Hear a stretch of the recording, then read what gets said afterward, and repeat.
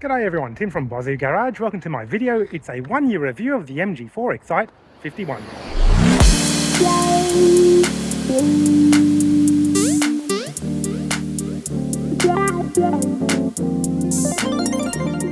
If you're in the market for an MG4 51, especially with the price drops, I hope this video will be quite useful for you. Starting with the good, going on to the average, and then moving on to the bad. In the year that we've had it, we've only done, 5,847 kilometers. The average consumption is about 14.5 kilowatts per 100 kilometers. That will give you an idea of the efficiency. One thing that a lot of new owners get very paranoid about is the 100% charge and the kilometers remaining.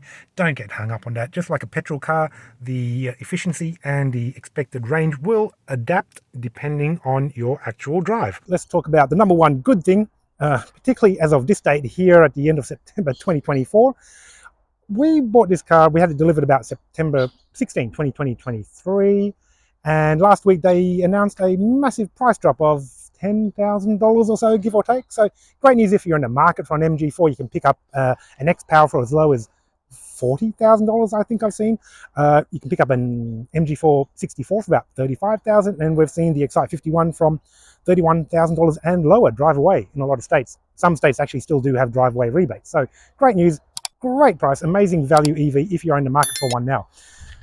Pretty crappy news for resale, but we'll talk about that later on when we come to the bad things. Now, another thing that's great about the MG, actually all the MGs, doesn't matter whether it's the base model 51 or a 64 or a long range or an X-Power, is that they all drive really, really well.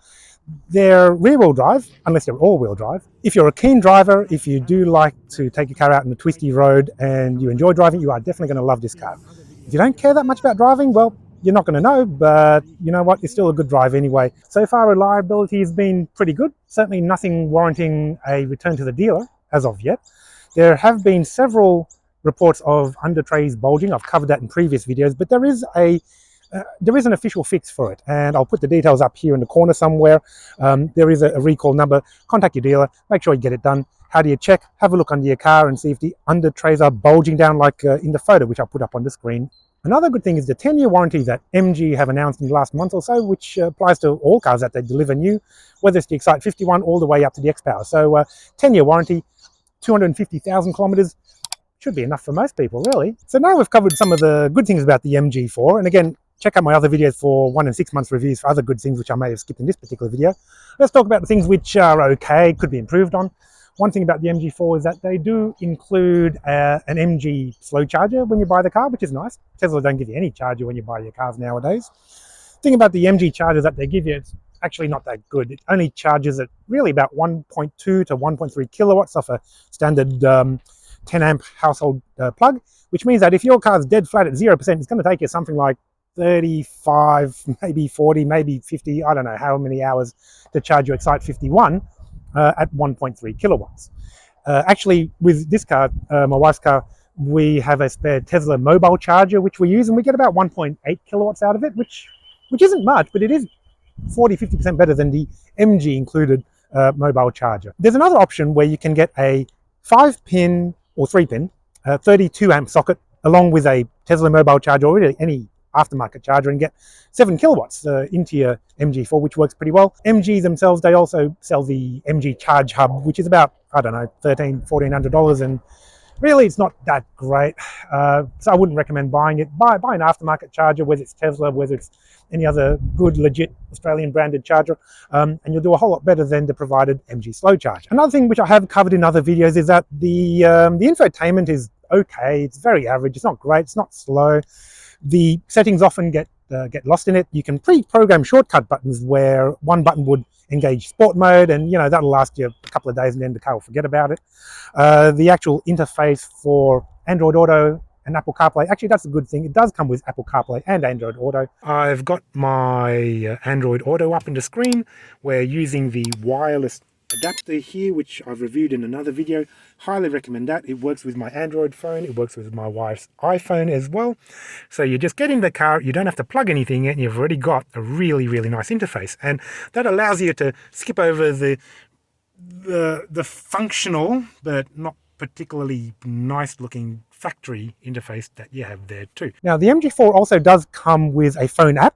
My wife has it on an iPhone, but apparently it's a couple of generations behind the MG4 iSmart app, which is available currently in Europe. So maybe that will improve in due time. Maybe we'll get an update eventually. The MG4 app is functional compared to my Tesla mobile app, which is really, really good. The MG4 one could certainly be a lot better than what it is. At the very minimum, though, the one thing that my wife is happy about is that you can control the climate remotely. So on a hot day, you can turn on the air conditioning 10 minutes before you get there. The car is nice and cool. And the opposite, you can turn the heating on in winter too. So yeah, useful. Could be better. One thing that would really help is actually a route planning option built into the app or into the car, where it will navigate you to various charging points.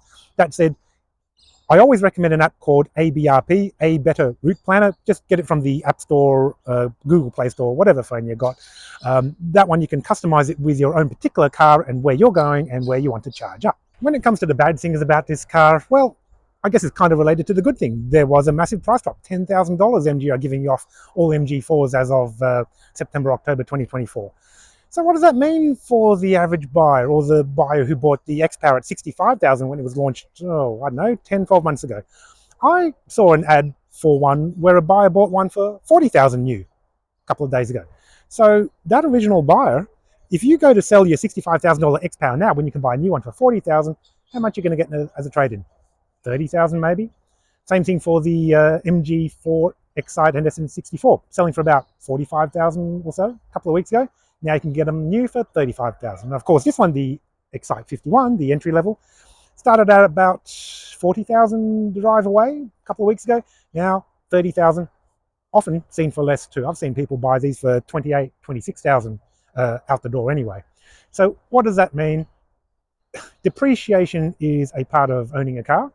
You buy a new car, in general, with few exceptions nowadays, but in general, 99% of the cars you're going to buy new out there are going to lose value. But not many of them are going to lose 50% in a year. Not many of them are going to lose, I don't know, 50% in a week if you bought like a week before the price drops. So anyway, it's very interesting strategy, if you can call it that, by MG. When you slash and burn the price of your own cars, you kill your own resale market, and then you wonder why people accuse you of being a company that sells cheap cars. Guess you're doing it to yourself. But you know what? If you're selling an MG4 Excite 51 for $30,000 today, and you say your sale's going to end at the end of October, and you put the price up to $40,000, how many people do you think are actually going to pay for that price, knowing that it was literally $10,000 cheaper slightly earlier on? So you are setting market expectations, you're conditioning the market to expect price drops, you're telling buyers, don't buy a car at full price because, you know what, we're just going to give up and throw the cars out as cheap as we can when we need to, which is exactly what's happening here. So really, in terms of strategy, you're really doing this to yourself. You're just... Right, enough ranting. The servicing and the price of servicing is a little bit unjustified, let's say. I've covered this in my other videos, I'm sure, but my Tesla has no scheduled servicing. The car will tell you what's wrong. Whereas this car here, every 2 years, every 4 years, it requires a set service for a certain amount. Factor that into your decision. Yeah, MG have made their cheap car very, very cheap, but the servicing cost has not been made cheaper at all to reflect that. One of the most annoying things for me, particularly being a Tesla owner, is that this MG4 does not have over-the-air updates.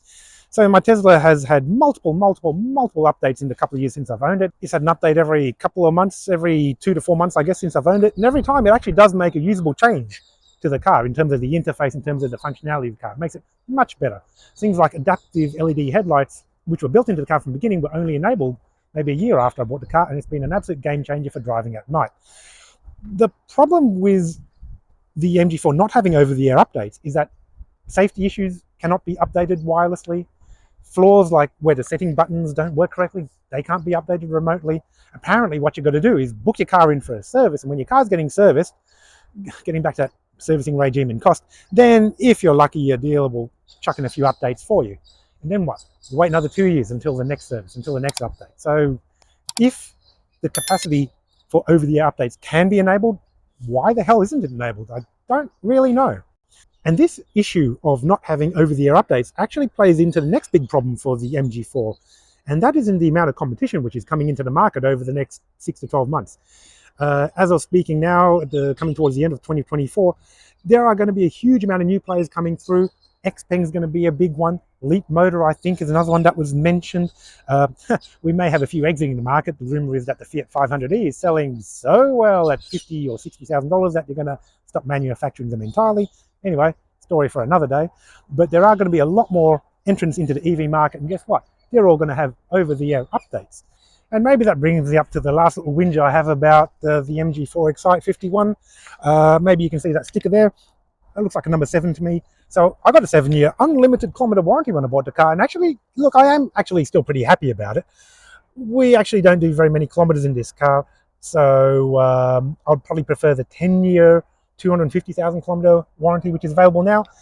Anyway, this is what I have. And this is what everyone is stuck with who purchased the car before the 10-year warranty was introduced sometime mid-2024, I think it was.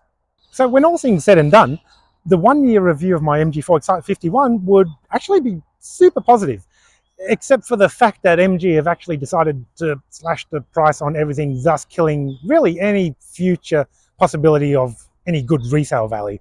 And this applies to really any of the MG4s, really anything sold from day one right up until today. If you've got 25 to 30,000 to spend on a new car, you'd be absolutely mad not to have a look at the MG4 Excite 51 at that price bracket. Fan-bloody-tastic. If you're spending about 35,000, yeah, you can get the MG4 64, and yeah, for a tiny bit more, you can get the long range or the X-Power. Why not? That said, if you are buying this car, don't buy this car if you're planning to sell it in the short term, because you will absolutely take a bath on it. The EV depreciation in general has been a bit questionable lately, but with the moves that MG Motors have made recently, yeah, they will certainly tank, particularly the MG4 models. So let's say you're watching this after October 2024. Apparently the price drop is going to change, and apparently the price is going to get back to normal after October. Let's say you're looking at this in 2025 and they're trying to sell you an MG4 Excite 51 for 40 grand if it's this shape. Why would you pay 40 grand when you can go into secondhand market? You probably pick one up for 20 or 15 or something like that. Yeah. The other thing too is if you had, say, 40 grand to spend in 2025 on an EV, I will be really interested to see what's on the market by then. Like I said, plenty of new competition coming in. The Chinese competition, like BYD, like Leapmotor, like Xpeng, like Zeekr and all the rest, they're going to be introducing, you bet, a whole bunch of new models. They will be pricing them competitively. They will be fairly aggressive as well. Again, I doubt to be dumb enough to just randomly jack the price up and down 25% at random, like what we're seeing here with the MG4s. So you probably get better resale with them too than this car. Do I sound a little bit bitter? I think I do. Anyway, I don't think it can be helped. So if you're in the market for a new car and you want an MG4 and you've got the money to spend on it right now, go buy one. Afterwards though, after this price promotion has ended, have a look at a whole lot of other cars too. My name's Tim from Bozzy Garage. If I've been useful at all, please like, please comment, subscribe. If you think I'm a total idiot, yeah, please tell me about it too. But I do a lot of EV content, and as you can probably tell, I'm not afraid to say what I actually think. It is a good car. It's great to drive. It's just worthless, or it will be worthless if and when the time comes to sell it. So yeah, Tim from Bozzy Garage. Like, comment, subscribe. See me in the next video.